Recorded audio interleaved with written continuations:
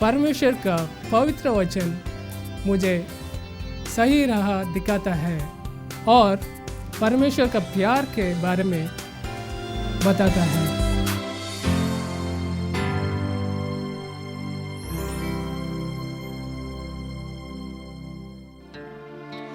दुख भरी दुनिया में आंसू में बहाता रहा।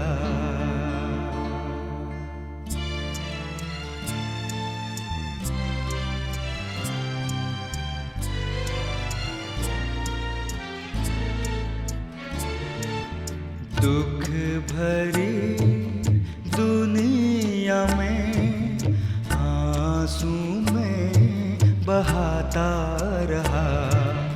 ढूंढे कई सहारे मैंने, फिर भी बेसहारा रहा। दुख भरी दुनिया में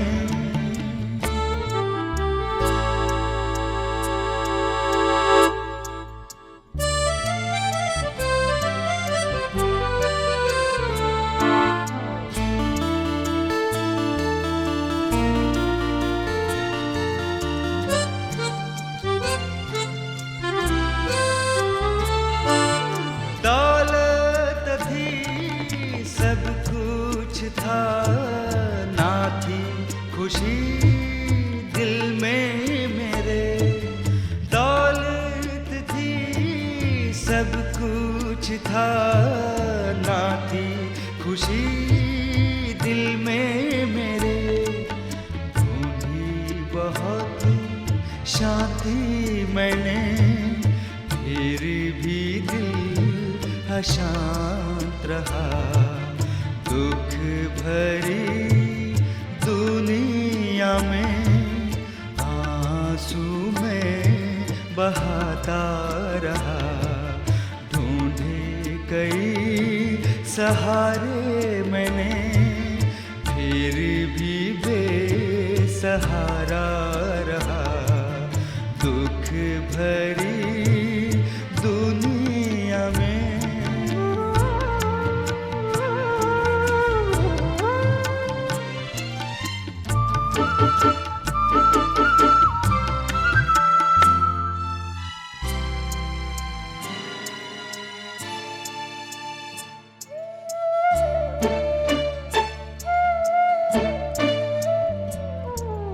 यीशु से ये न देखा गया, आंसू को मेरे पोंछ दिया।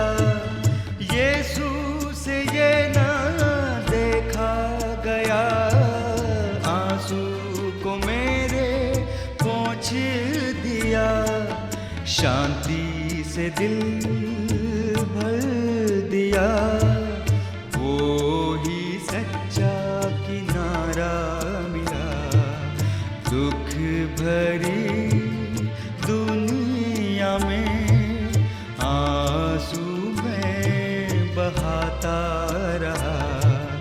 ढूंढे कई सहारे मैंने, फिर भी बेसहारा रहा।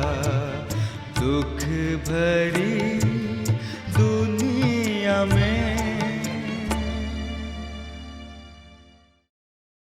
प्रभु का मैं धन्यवाद करता हूं कि उसका अनुग्रह मुझ पर हुआ है और उसने मुझ पर अनुग्रह करके ये समय दिया है कि मैं एक बार फिर आज आपके सामने हो सकता हूं। सचमुच प्रभु ही भला है, प्रभु ही महिमा के योग्य है।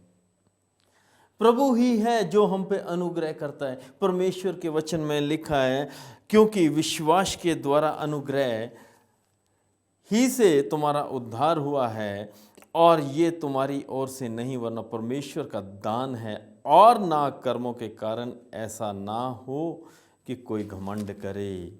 परमेश्वर का वचन हमें घमंड करने से इनकार कर रहा है, कह रहा सचेत रहो, घमंड मत करो, क्योंकि तुम में कोई ऐसी खूबी नहीं है कि जिस पर तुम लोग घमंड कर सको। हम लोग परमेश्वर के अनुग्रह के कारण जीवित हैं। सचमुच आज अंतिम समय में हमारे को प्रभु के अनुग्रह की ही जरूरत है। जॉन वेस्ली, जो कि मेथोडिस्ट चर्च का शुरू करने वाला है, संचालक है, उसने एक बार लिखा, कह रहा है कि आज के समय में ये जो समय बीता जा रहा है, ये मेरी जीवन ऐसे बीत रहा है जैसे हवा में से तीर निकल कर जाता है। यानी कि जो दिन बीत जाता है भाई और बहनों, वो कभी वापस नहीं आता। कहता कि दिन ऐसे बीत रहे हैं जैसे हवा में से तीर आगे निकलता है, लेकिन इससे पहले कि मेरे जीवन लीला समाप्त हो, मैं इस धरती से जाऊं, तो मैं एक बात जानना चाहता हूं, एक ही बात जानने की लालसा है, मेरी इच्छा है, और वो है स्वर्ग का रास्ता। कितनी बड़ी बात भाई और बहनों जॉन वेस्ली ने कह दी कि इससे पहले कि मैं इस धरती से जाऊं, मैं स्वर्ग का रास्ता जानना चाहता हूं। यानी कि कैसे मुक्ति प्राप्त करना हो सकती है, ये मैं जानना चाहता हूं। प्रभु का वचन बिल्कुल सिंपल है, सादा है, और प्रभु के वचन का एक एक शब्द स्पष्ट है, साफ है। परमेश्वर के वचन में लिखा है, प्रभु यीशु मसीह कहते हैं कि मैं ही रास्ता हूं, राह, सच्चाई और जीवन मैं हूं। यदि हम चाहते हैं कि हम स्वर्ग का रास्ता जानें, तो हमें सबसे पहले प्रभु यीशु मसीह अपने मुक्तिदाते को जानना होगा। हम इस बात पे बिल्कुल भी घमंड नहीं कर सकते कि आज का दिन हमने देखा है, क्योंकि लिखा है कि विश्वास के द्वारा अनुग्रह ही से तुम्हारा उद्धार हुआ। विश्वास के द्वारा अनुग्रह ही से तुम्हारा उद्धार हुआ, और ये तुम्हारी ओर से नहीं बल्कि परमेश्वर का दान है। अनुग्रह, छुटकारा परमेश्वर की ओर से दान है। हम तो गुलामी का जीवन व्यतीत कर रहे हैं। आज मैं आप लोगों के सामने 3 बातें रखना चाहता हूं कि जो हम जानकर परमेश्वर के अनुग्रह में दाखिल हो सकते हैं, प्रभु के अनुग्रह को बहुतायत से पा सकते हैं। हमारे को कैसा जीवन व्यतीत करना है, हमारे को क्या करना है अपने जीवन में कि हम पर प्रभु का अनुग्रह बना रहे। भाई और बहनों, हमें अपने आप को, जो हमारे अंदर हीन भावना है, पाप के कारण हमारे अंदर हीन भावना पैदा हुई है, उससे छुटकारा प्राप्त करना है, उससे बिल्कुल मुक्त होना है।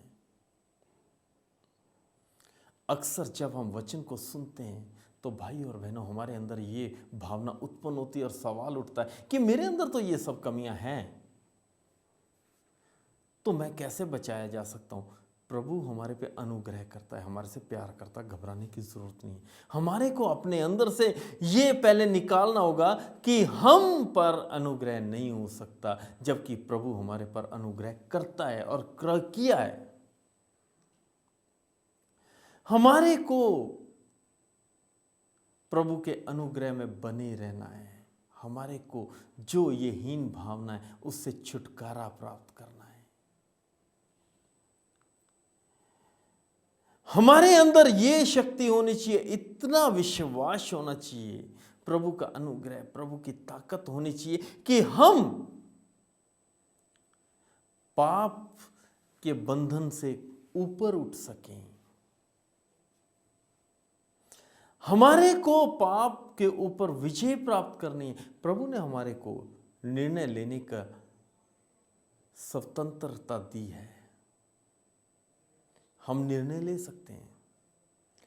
इस दुनिया में रहते हुए हमारे को ये पूरी आज़ादी है कि हम ये फैसला करें कि हमें कैसा जीवन जीना है, सच्चाई का, शुद्धता का, या पाप में जीवन जीना है।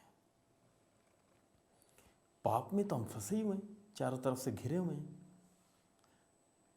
हर कदम पे चुनौती है, लेकिन हमारे को उस पाप से बाहर निकलना है, पाप पर विजय प्राप्त करनी है।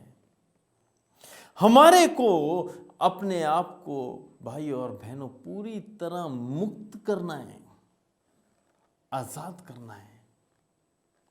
तो वचन आजाद करने के लिए, आजाद होने के लिए क्या कहता है? सच्चाई को जानो तो सच्चाई तुम्हें मुक्त करेगी, आजाद करेगी।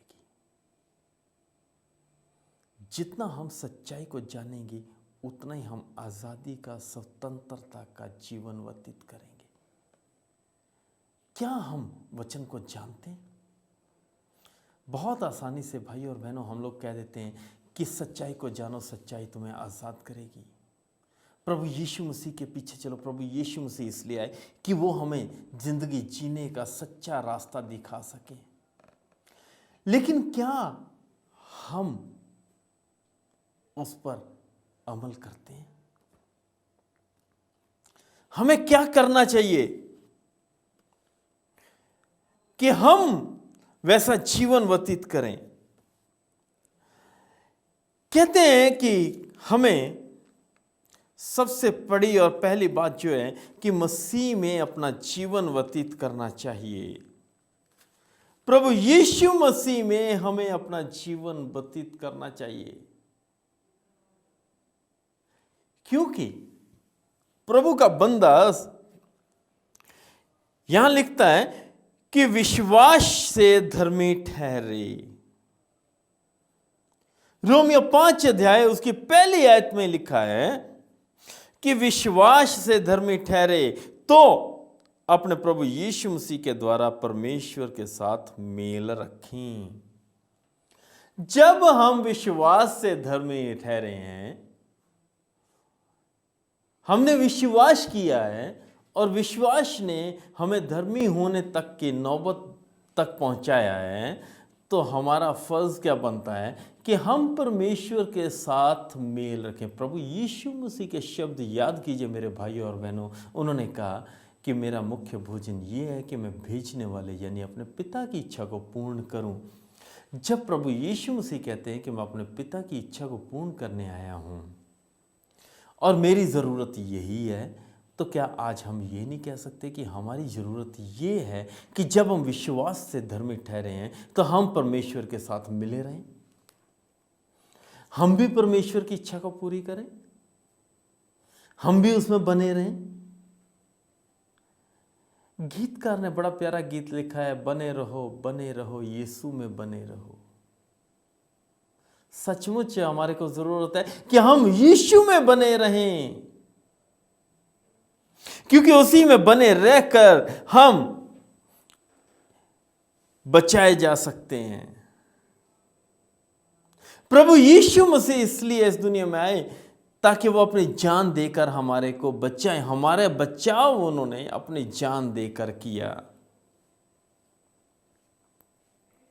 और वो इतना वफादार है, प्रभु हमारा इतना वफादार है कि वो हमारे पापों को क्षमा करने की सामर्थ्य रखता है। प्रभु का वायदा है कि चाहे तुम्हारे पाप किरमची रंग के क्यों ना हो, लाल रंग के, गाढ़े रंग के क्यों ना हो, मैं उन्हें धोकर बर्फ की नाई शुद्ध कर दूंगा। क्या हम अपने अपराधों को, क्या हम अपनी कमियों को मानकर परमेश्वर के पास जाते हैं कि वो शुद्ध हो जाएं, हमारे पाप माफ हो जाएं और हम उसकी धार्मिकता को पहन लें? परमेश्वर का वचन कहता है कि मसीह में बने रहो। हमें मसीह में बने रहना है, मसीह में रहना है। मसीह में रहने का मतलब क्या है कि उसकी धार्मिकता को पहनना, उसकी धार्मिकता को पहनकर उसके दिखाए हुए नक्शे कदम पर चलना, उसके रास्ते पर चलना। क्या ये बहुत मुश्किल है भाई और बहनों हमारे लिए? मैं सोचता हूं कि ये मसीह के साथ बिल्कुल भी असंभव नहीं है। यदि हम परमेश्वर में हैं और हमारा प्रभु यीशु मसीह हम में है, हमारे साथ है, तो ये संभव है। मसीह में रहो। दूसरी बात जो मैं कहना चाहता हूं कि मसीह जैसा जीवन व्यतीत करो। पौलुस रसूल थिस्सलुनीकियों की किताब में लिखता है, खत में लिख रहा है, थिस्सलुनीकियों उसका 5 अध्याय और उसकी 23 आयत में लिखा है, शांति का परमेश्वर आप ही तुम्हें पूरी रीति से पवित्र करे। शांति का परमेश्वर आप ही तुम्हें पूरी रीति से पवित्र करे और तुम्हारी आत्मा और प्राण और देह हमारे प्रभु यीशु मसीह के आने तक पूरी और निर्दोष सुरक्षित रहें। पूरे और निर्दोष सुरक्षित रहें। क्यों? क्योंकि वह खुद परमेश्वर खुद हमारे को पूरी तरह से पवित्र करता है। आज यदि हम अपने कामों को देखते हैं तो बिल्कुल अपवित्र जीवन व्यतीत कर रहे हैं। हम अक्सर रंग के पीछे दौड़ते हैं, रूप के पीछे दौड़ते हैं, गति के पीछे दौड़ते हैं। हम चाहते हैं कि दुनिया की हर ऐशो आराम की चीज हमारे पास हो और उसकी प्राप्ति के लिए चाहे हमें कुछ भी क्यों ना करना पड़े। लेकिन भाइयों और बहनों, आज वचन हमें कहता है कि प्रभु में बने रहो, प्रभु जैसे बने रहो। क्या हम इस दुनिया में रहते हुए बुराई के साथ संघर्ष कर सकते हैं? अपने अंदर झांक कर देखिए और अपने आप से पूछिए कि क्या आप बुराई के साथ संघर्ष कर सकते हैं, उस पर विजय प्राप्त कर सकते हैं? तो आपको जवाब यही मिलेगा कि प्रभु में मैं सब कुछ कर सकता हूं। सचमुच प्रभु में आप कुछ भी कर सकते हैं, सब कुछ कर सकते हैं। कोई संकोच की बात नहीं है, कोई शक की बात नहीं है, कोई घबराहट की जरूरत नहीं है। प्रभु में हम सब कुछ कर सकते हैं। हमें अपने जीवन को प्रभु के हाथ में देना है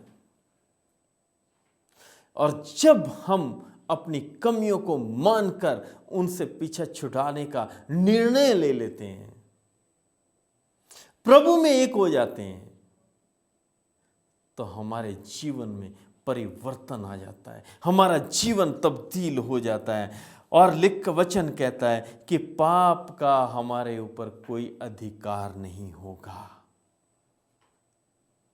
यूहन्ना रसूल की अंजील 8 अध्याय उसके 36 आयत में लिखा है कि पुत्र तुम्हें आजाद करेगा और जब पुत्र तुम्हें मुक्त करेगा तो तुम पूरी तरह मुक्त हो जाओगे। क्या सोचते हैं आप? क्या विचार करते हैं कि हमें जो जीवन हम जी रहे हैं उसी में जीते रहना और उसी में आगे बढ़ना और उसी में अपने जीवन को खत्म करना है, या हमारा मुक्तिदाता जो हमें स्वतंत्र और संपूर्ण करने की सामर्थ्य रखता है, हमें उसमें जीवन जीना है? विचार कीजिए। ये कुछ बहुत ही ऐसे सवाल हैं जिन पर विचार करना जरूरी है। बहुत गंभीर विषय हैं, गंभीर सवाल है। कहने को बहुत आसान है और सादे हैं, लेकिन इन पर विचार करना बहुत ही जरूरी है कि क्या हम प्रभु में अपना जीवन व्यतीत कर सकते हैं? क्या हम प्रभु जैसा जीवन व्यतीत कर सकते हैं?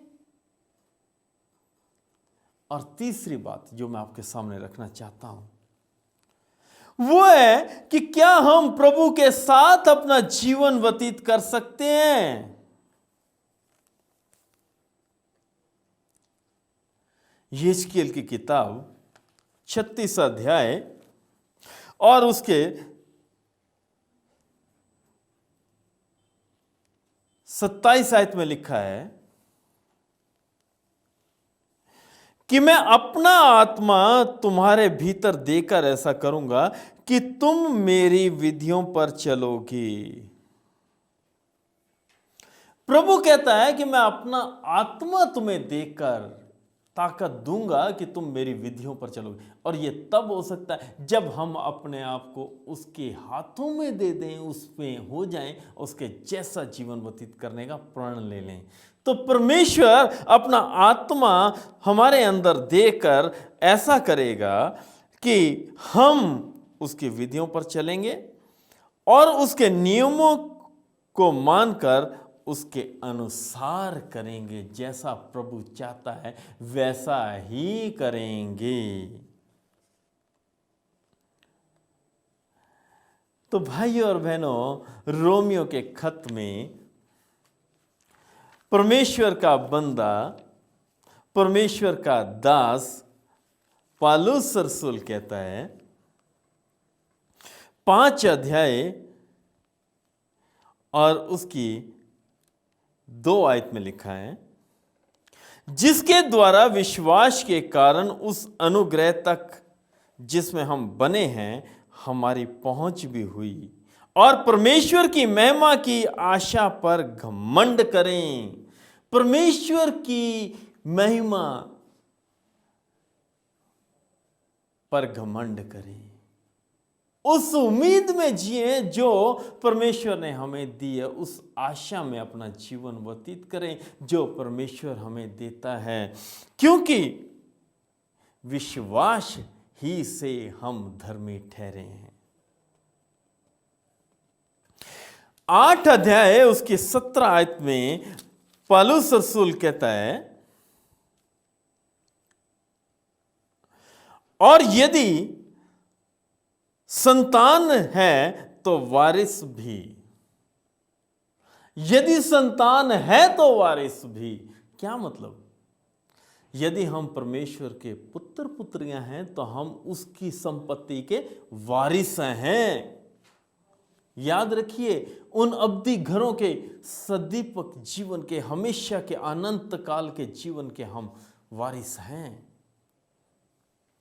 हमें उसमें प्रभु यीशु मसीह परमेश्वर का इकलौता पुत्र है। हमें उसमें जीवन व्यतीत करना, उसके जैसा जीवन व्यतीत करना, उसके साथ जीवन व्यतीत करना है।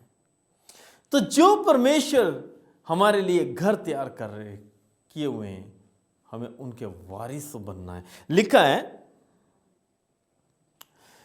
यदि संतान है तो वारिस भी, वरना परमेश्वर के वारिस और मसीह के संगी वारिस हैं, कि जब हम उसके साथ दुख उठाएंगे तो उसके साथ महिमा भी पाएंगे। इस संसार में रहते हुए हम दुख पा सकते हैं।